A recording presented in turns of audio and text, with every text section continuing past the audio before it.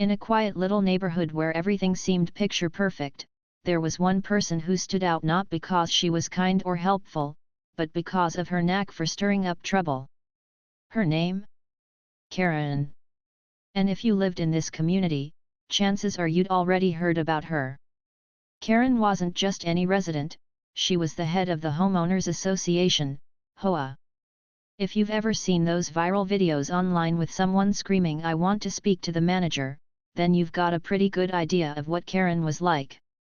She had an opinion on everything from how high your mailbox should be to whether your Christmas lights were too flashy.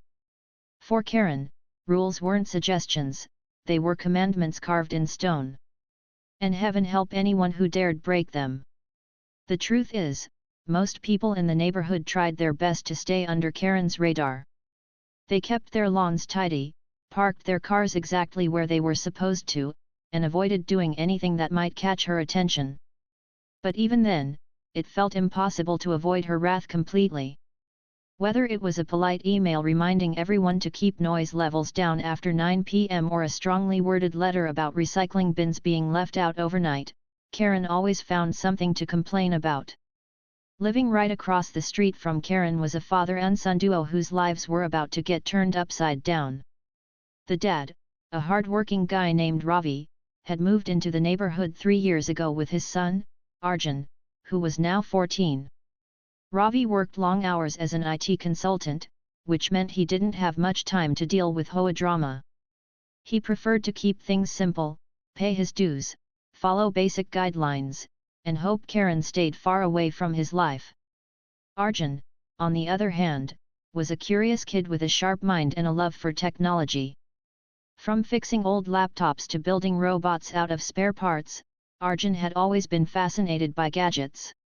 His room looked more like a mini tech lab than a typical teenager's space, filled with wires, circuit boards, and half-finished projects scattered around. Despite his age, Arjun knew more about computers and networks than many adults did. In fact, he often joked that he could probably hack NASA if he really wanted to, though thankfully, he hadn't tried yet. Life for Ravi and Arjun was mostly peaceful until Karen started tightening her grip on the neighborhood.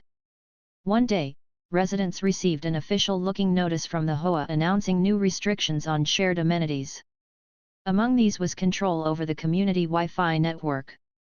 According to Karen, the goal was to ensure everyone used the internet responsibly. But what no one realized at the time was that this decision would set off a chain reaction leading to some unexpected and shocking discoveries. For starters, Karen made sure everyone understood that she was now in charge of managing the Wi-Fi. Any issues related to connectivity? You needed to contact her directly. Need to reset your password? Again, Karen was the go-to person. At first glance, it seemed harmless enough a way to streamline communication. But soon, signs began emerging that Karen's involvement wasn't quite as straightforward as she claimed. Rumors started circulating among neighbors about strange things happening with the Wi-Fi. Some said their speeds slowed down mysteriously unless they paid an extra fee. Others noticed odd charges on their HOA bills labeled vaguely as network maintenance. No one could prove anything, though, so most chalked it up to paranoia or coincidence. After all, why would Karen do something unethical? She was just trying to keep things running smoothly, right? But behind closed doors, frustration simmered.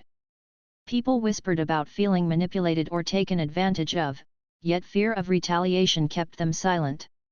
Confronting Karen felt like stepping into a lion's den. You never knew when she'd lash out or make your life miserable with endless nitpicking. So instead, they gritted their teeth and hoped for the best. Meanwhile, Ravi and Arjun remained blissfully unaware of the growing discontent. Sure, they'd received Karen's emails about the Wi-Fi changes, but neither of them paid much attention. To them, it was just another reminder of how controlling Karen could be. That is, until one evening when Ravi came home exhausted from work and decided to share his frustrations with Arjun during dinner. "Can you believe this?" Ravi groaned, holding up his phone to show Arjun yet another email from Karen. This one was about proper placement of holiday wreaths on front doors. "Doesn't she have better things to do?" Arjun chuckled, shaking his head. She's ridiculous, Dad. Honestly, I think she just likes bossing people around. Yeah, well, it's getting old, Ravi muttered, stabbing at his food with unnecessary force. Every other day, there's some new rule or complaint. Sometimes I wish someone would put her in her place. That comment sparked an idea in Arjun's mischievous mind. With a sly grin, he leaned forward and said, "What if we gave her a taste of her own medicine?" Ravi raised an eyebrow. "What do you mean?" "Well," Arjun explained, "what's the one thing Karen cares about right now? The Wi-Fi. What if we changed the password to something funny? Like not Karen Wi-Fi or something?" At first, Ravi laughed at the absurdity of the suggestion. But as he thought about it more, the idea grew on him. It wasn't malicious, it was just a harmless prank to blow off steam. Besides, maybe it would teach Karen a lesson about how annoying it feels to be micromanaged. So later that night, while Karen was busy sending out reminders about lawn care protocols, Arjun logged into the router using his laptop. Within seconds, he'd changed the password to not Karen Wi-Fi. Then, just for fun, he added a custom message that popped up whenever someone tried to reconnect. "Oops. Looks like Karen forgot to include you in her plans." Neither Ravi nor Arjun expected what happened next. The next morning, life in the neighborhood seemed to carry on as usual. Birds chirped, kids headed off to school, and the smell of freshly brewed coffee wafted through open windows. But beneath the surface, chaos was brewing, and it didn't take long for the storm to hit. Within minutes of waking up, Karen realized something was wrong. Her phone buzzed incessantly with messages from neighbors complaining that their Wi-Fi had stopped working. At first, she assumed it was a technical glitch, maybe the router needed a reboot or there was an outage. But when she tried logging into the network herself, her suspicions grew. Instead of the usual login page, she was greeted by a cheeky message, "Oops. Looks like Karen forgot to include you in her plans." Karen's face turned red with anger. She stormed out of her house, clutching her tablet like a weapon, determined to find out who had dared tamper with her Wi-Fi. It didn't take her long to figure out where the trouble had started. Across the street, Ravi's home stood quiet, but Karen knew better than anyone how much Arjun loved tinkering with gadgets. Putting two and two together, she marched straight toward their front door without even bothering to knock. When Ravi opened the door, he was met with a sight he hadn't expected: Karen standing there, arms crossed, eyes blazing with fury. Before he could say a word, she launched into a tirade loud enough for the entire block to hear. "What is this nonsense?" Karen demanded, shoving her tablet in his face. "Who changed the Wi-Fi password? Do you realize what you've done? The whole neighborhood is affected because of your stupidity." Ravi blinked, caught off guard by the intensity of her reaction. He hadn't anticipated such a dramatic response to what he thought was a harmless prank. Still, he managed to stay calm and replied, "I'm not sure what you're talking about. Maybe there's been some kind of mistake." "Mistake?" Karen snapped, her voice rising even higher. "There's no mistake. Someone hacked into the system and changed the password to something ridiculous. Don't play dumb with me, I know your son has a knack for computers. Did he do this?" Before Ravi could answer, Arjun appeared behind him, trying his best to suppress a grin. Seeing the mischievous look on the boy's face only fueled Karen's rage further. "It was you, wasn't it?" she accused, pointing a finger at Arjun. "You think this is funny? You think messing with people's lives is a joke?" Arjun finally spoke up, his tone light-hearted but firm. "Actually, yeah, it kind of is. I mean, come on, you're always telling everyone what to do. We just wanted to give you a little taste of your own medicine." Karen looked like she might explode. For a moment, Ravi worried she'd call the cops or report them to the HOA board. But then, something unexpected happened. Instead of yelling again, Karen took a deep breath and stared at them with a mix of frustration and guilt. You don't understand, she said, her voice suddenly quieter. This isn't just some shared Wi-Fi network. It's mine. I've been paying for it out of my own pocket for months. Ravi frowned. Wait, what are you talking about? I thought the HOA covered the cost of the Wi-Fi.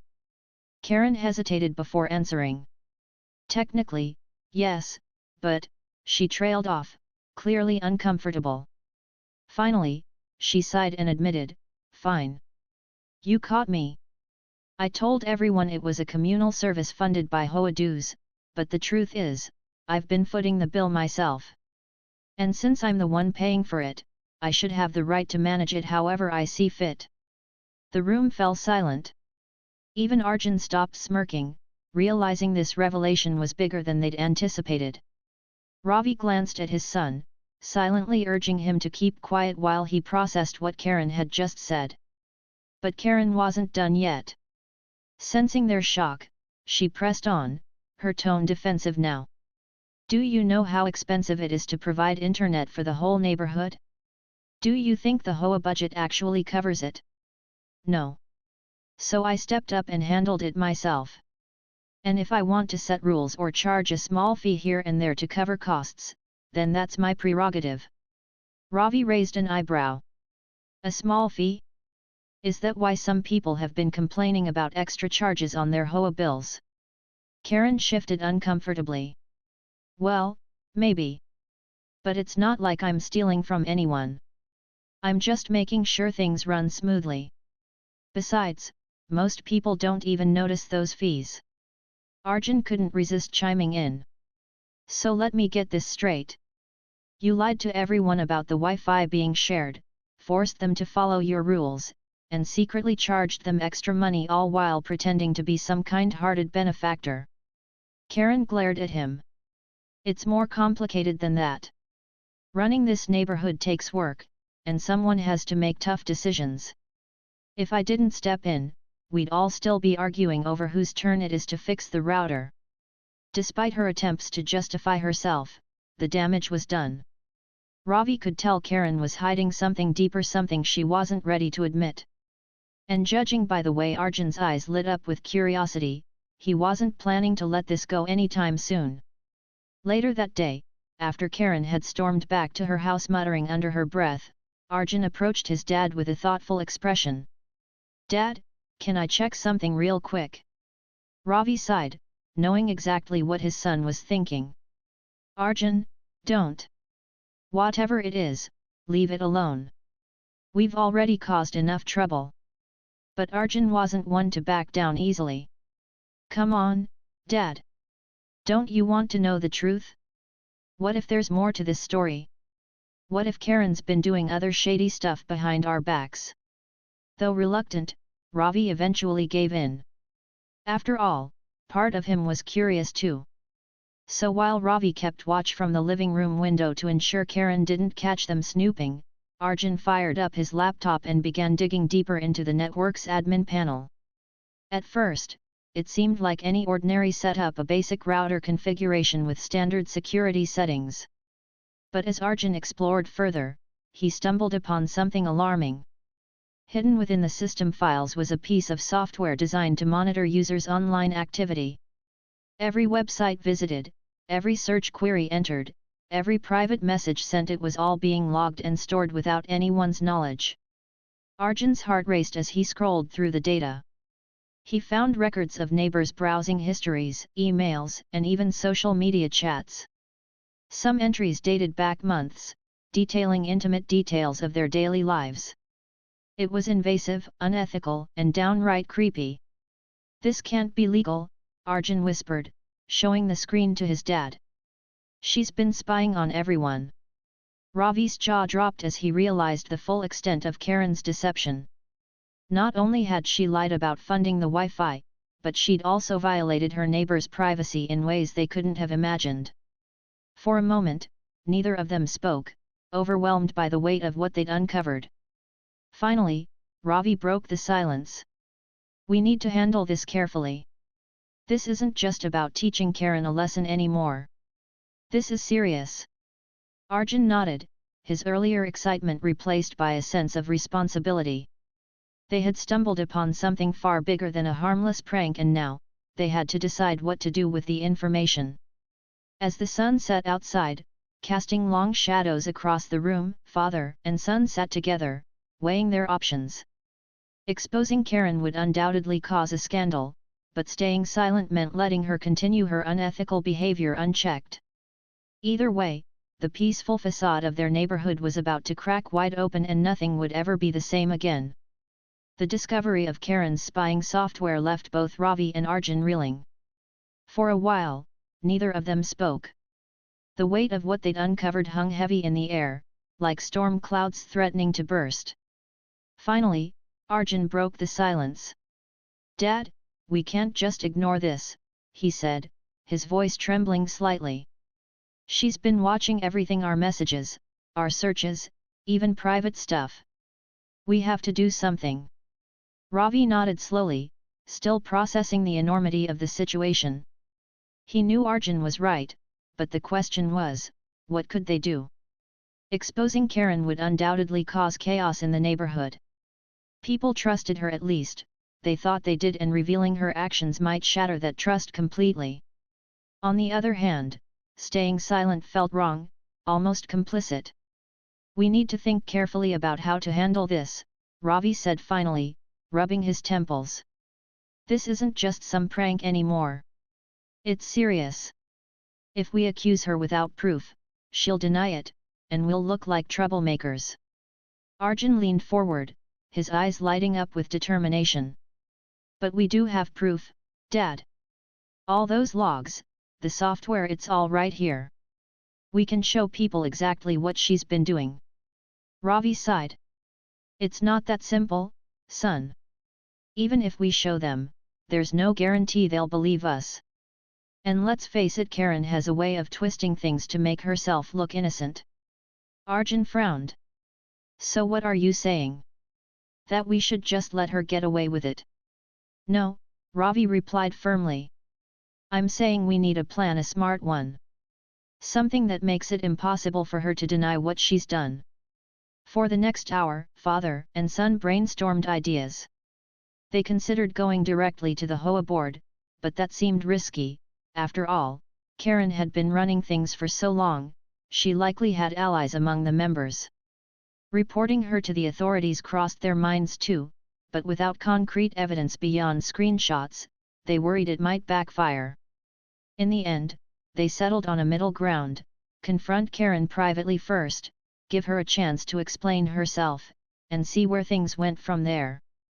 The next morning, Ravi called Karen and asked if she could stop by later for coffee. He kept his tone casual, framing it as a friendly chat about the Wi-Fi issue. Karen agreed, though not without suspicion. She arrived promptly at noon, dressed in her usual polished attire, carrying a notebook and pen like she was preparing for a business meeting. When she walked in, Ravi greeted her warmly, offering her a seat at the dining table. Arjun stayed in the background, pretending to tinker with his laptop but keeping a close eye on the conversation. Once Karen was settled, Ravi placed 2 cups of coffee on the table and got straight to the point. "Look, Karen," he began, choosing his words carefully, "about the Wi-Fi password change. I know it upset you, and I apologize for that. But there's something we need to discuss." Karen raised an eyebrow, clearly skeptical. "What is it now?" she asked, her tone clipped. Ravi hesitated for a moment before continuing. "Yesterday, when Arjun was investigating the network, he found something unusual. Something concerning." Karen stiffened, her fingers gripping the edge of the table. "Concerning? What do you mean?" Taking a deep breath, Ravi slid his phone across the table. On the screen were screenshots of the monitoring software Arjun had discovered, along with examples of logged data showing neighbors' browsing activity. Karen's eyes widened as she stared at the images, her face pale. This isn't what it looks like," she stammered, though her voice lacked conviction. "It's exactly what it looks like," Arjun interjected, stepping forward. His tone was calm but firm. You've been spying on everyone, haven't you? Tracking their searches, reading their messages all behind their backs. Karen opened her mouth to protest, but no words came out. Instead, she looked down at her hands, fidgeting nervously. For the first time since they'd known her, she seemed genuinely vulnerable. After a long pause, she finally spoke. Okay, fine. Yes, I installed the software. But it wasn't for malicious reasons, I swear. I needed to keep tabs on things. Keep tabs on what? Ravi asked, his voice sharp. Our personal lives? Our private conversations. Karen sighed heavily, tears welling up in her eyes. You don't understand how hard it is to manage everything around here.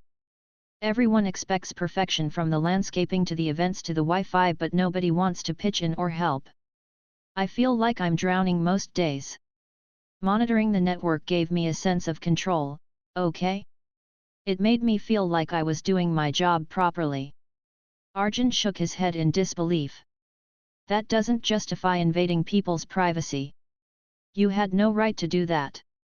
I know. Karen snapped, her composure cracking further. I know it was wrong, all right? But what else was I supposed to do? Every decision I make gets criticized, every move I take gets second-guessed. Spying on the network, it was stupid, I admit it. But it was the only way I could stay ahead of problems before they blew up in my face. Her confession caught Ravi off guard. Beneath Karen's tough exterior lay a woman who was clearly struggling under the weight of her responsibilities. Still, empathy didn't excuse her actions. What she'd done was unethical, and it needed to be addressed. Karen, Ravi said gently but firmly, you can't keep doing this. It's not fair to the neighbors, and it's not fair to yourself. You're stretched too thin trying to control everything. Maybe it's time to step back and let someone else take over.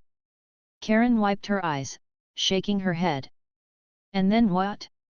Let the neighborhood fall apart because no one cares enough to maintain order?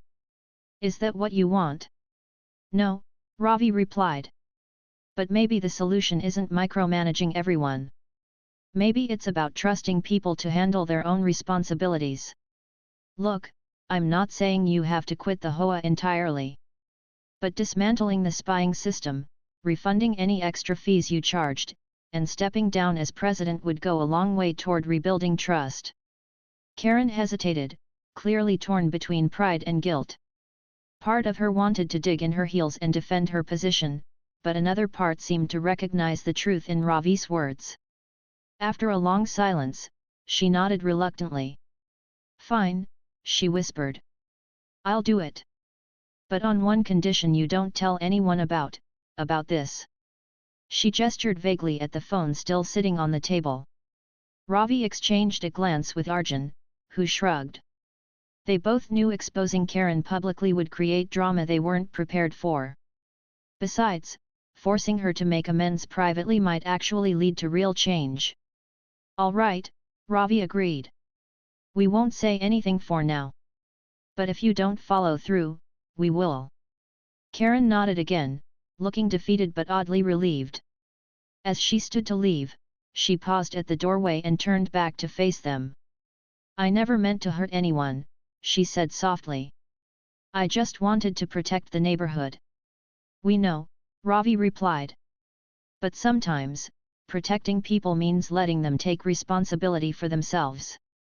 With that, Karen walked out, leaving father and son alone once more. Arjun flopped onto the couch, exhaling deeply. Well, that was intense. Ravi chuckled, though his expression remained thoughtful. Yeah, it was. But I think we did the right thing. As the day wore on, the neighborhood returned to its usual rhythm, unaware of the quiet revolution taking place behind closed doors. Karen may have been forced to confront her mistakes, but the ripple effects of her actions and the compromise reached that afternoon would soon reshape the community in ways no one could have predicted. Over the next few days, Karen kept her word, or at least, she tried to. True to her agreement with Ravi and Arjun, she began dismantling the spying software on the Wi-Fi network. It wasn't an easy task. Years of micromanaging had left her tangled in a web of secrets, and undoing it all felt like unraveling a knot that only grew tighter the more she pulled. But for the first time in ages, Karen seemed genuinely determined to make things right. She started by reaching out to a local IT professional, a quiet, no-nonsense guy named Raj, to help remove the monitoring program from the router. At first, Raj was puzzled by the request. "Why do you even have this kind of software installed?" he asked bluntly, his tone laced with suspicion. Karen hesitated, clearly uncomfortable. "It's complicated," she muttered, avoiding eye contact. "Let's just say it was a mistake, and I want it gone." Raj didn't press further, but his raised eyebrow suggested he wasn't entirely convinced. Still, he did his job efficiently, ensuring every trace of the invasive software was wiped clean from the system. By the end of the day, the Wi-Fi network was free of Karen's prying eyes for good. Next came the harder part, refunding the extra fees she'd secretly charged to certain neighbors. This step required swallowing her pride and admitting fault, something Karen wasn't used to doing. She spent hours poring over HOA records, cross-referencing payments, and identifying who had been overcharged. Each name on the list felt like a punch to the gut, a reminder of how far she'd strayed from the principles of fairness and transparency she claimed to uphold. When she finally sent out apology emails along with checks for reimbursement, the reactions varied.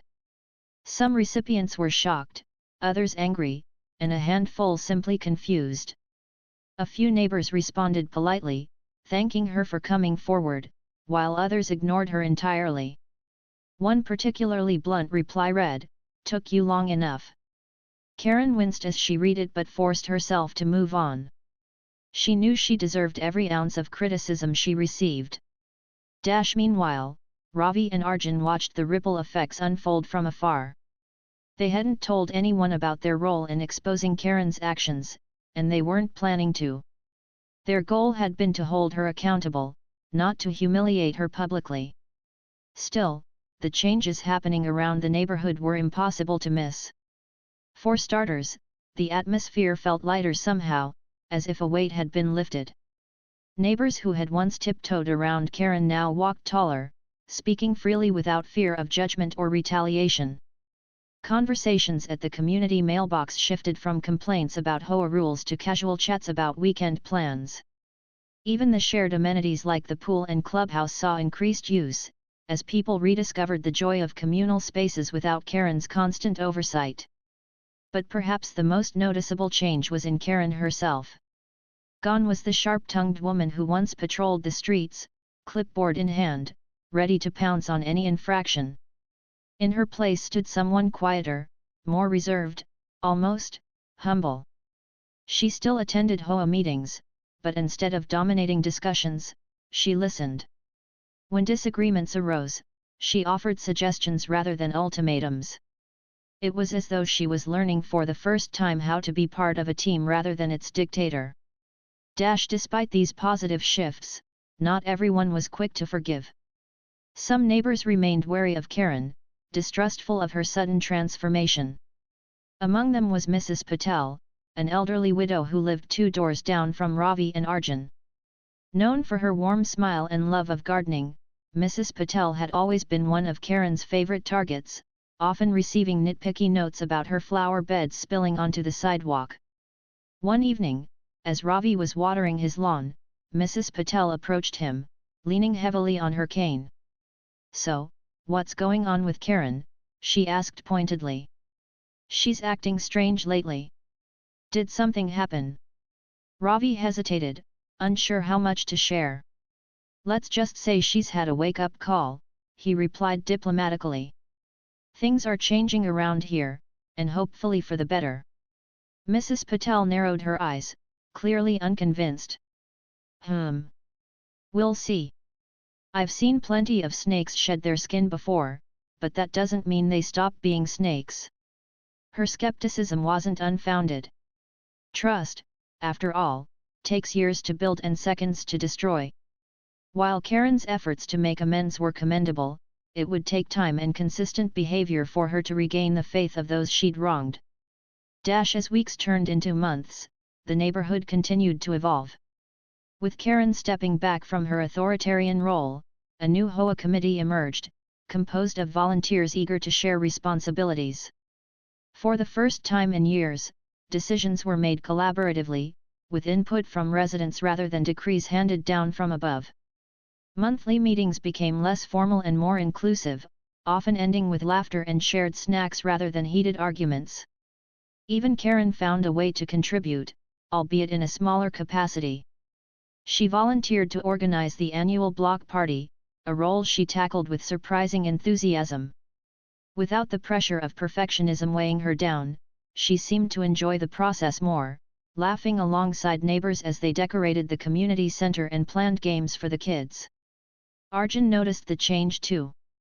One afternoon, while helping his dad fix a loose fence post, he spotted Karen chatting animatedly with Mrs. Patel near the garden. The two women appeared to be deep in conversation, occasionally chuckling at some shared joke.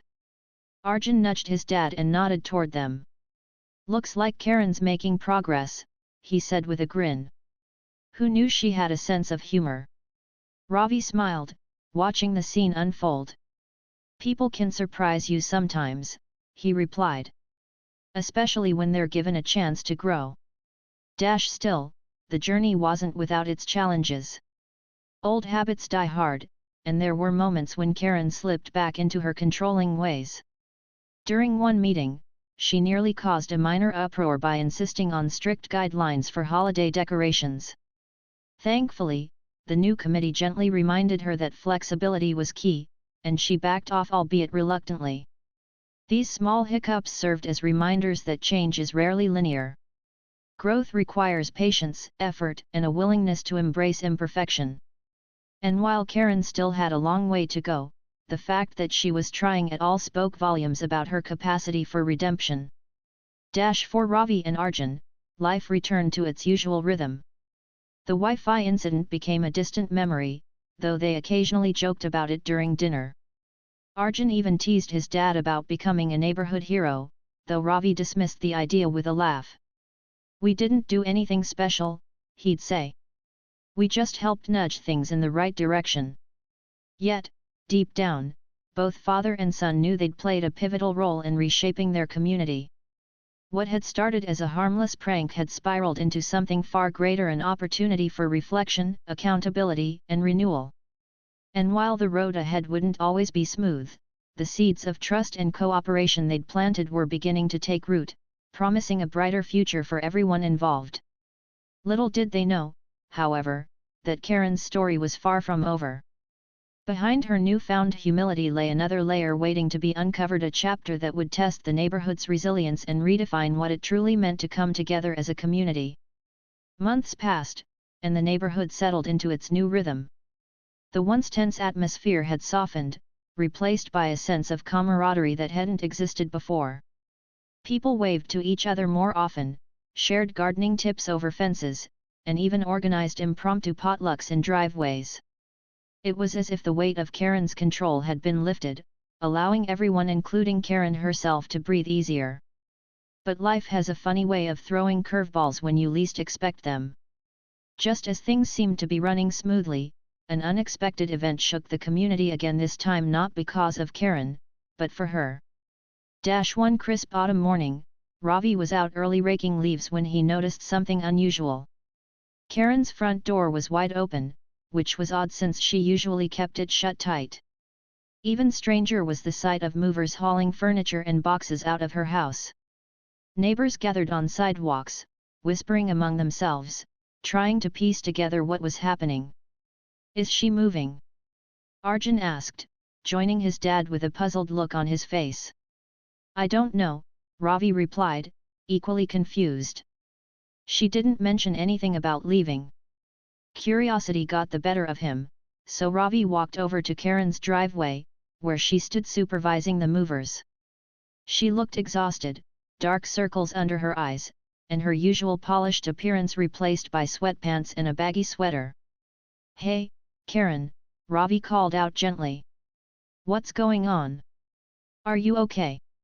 Karen turned to him, forcing a weak smile. Oh, hi, Ravi. Yeah, I'm fine.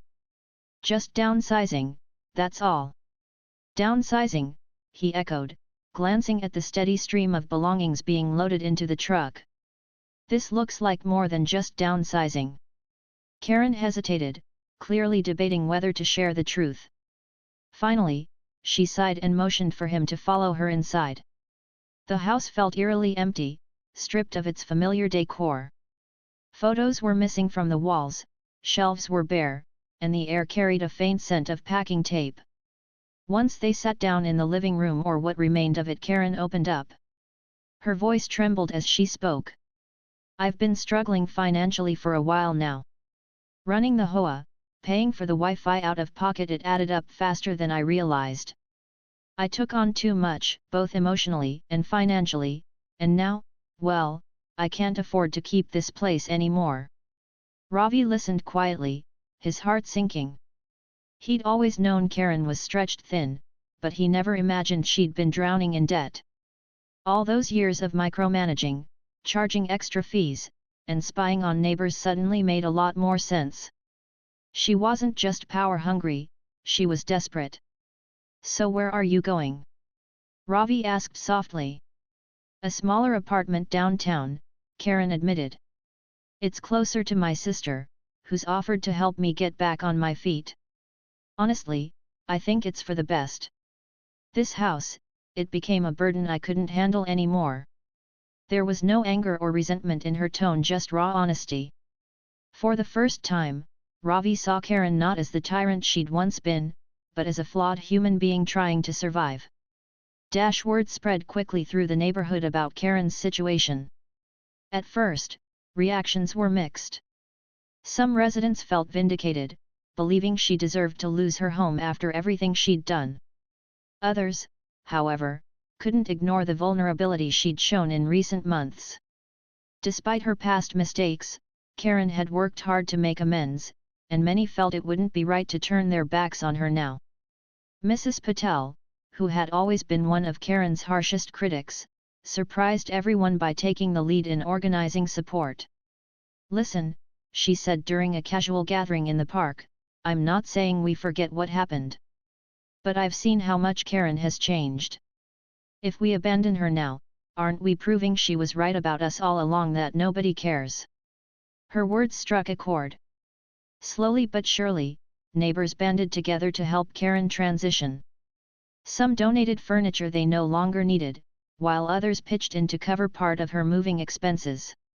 Even Arjun joined in, spending hours helping Karen sort through old files and pack up mementos. It's kind of weird seeing her like this, Arjun confessed to his dad one evening as they discussed the day's events. She's not the same person who used to yell at people for putting trash bins out too early. No, she's not, Ravi agreed. And maybe that's the point. People can change if we give them a chance. The day Karen moved out was bittersweet. As the last box was loaded onto the truck, neighbors gathered in her driveway to say goodbye. There were hugs, tears, and promises to stay in touch. Karen looked overwhelmed but grateful, her eyes glistening as she thanked everyone for their kindness. You've all taught me something important, she said, her voice choked with emotion. Community isn't about control or perfection. It's about supporting each other, flaws and all. Thank you for reminding me of that. When the truck finally pulled away, carrying Karen to her new chapter, there was a collective sense of closure. The woman who had once ruled the neighborhood with an iron fist was gone, but the lessons she left behind lingered. In the weeks that followed, the neighborhood continued to thrive. Without Karen's constant oversight, residents found joy in taking ownership of their shared spaces. Gardens flourished, block parties grew livelier, and friendships deepened. Even Mrs. Patel started hosting weekly tea sessions, inviting neighbors to chat and share stories. For Ravi and Arjun, the experience served as a reminder of the power of empathy and accountability. What had begun as a harmless prank had spiraled into something far greater, an opportunity to confront uncomfortable truths and foster real connection. They had played a role in holding Karen accountable, yes, but they had also extended compassion when she needed it most. As winter approached, bringing with it frosty mornings and twinkling holiday lights, the neighborhood felt different, not perfect, but whole. And though Karen was miles away, her presence lingered in subtle ways, in the laughter echoing through the streets, the warmth of shared meals, and the quiet understanding that sometimes, redemption is possible even for those who seem beyond saving. Life, after all, is messy and unpredictable. But within that mess lies the potential for growth, forgiveness, and renewal. And in this little corner of suburbia, those lessons resonated deeply, shaping the community and its people for years to come.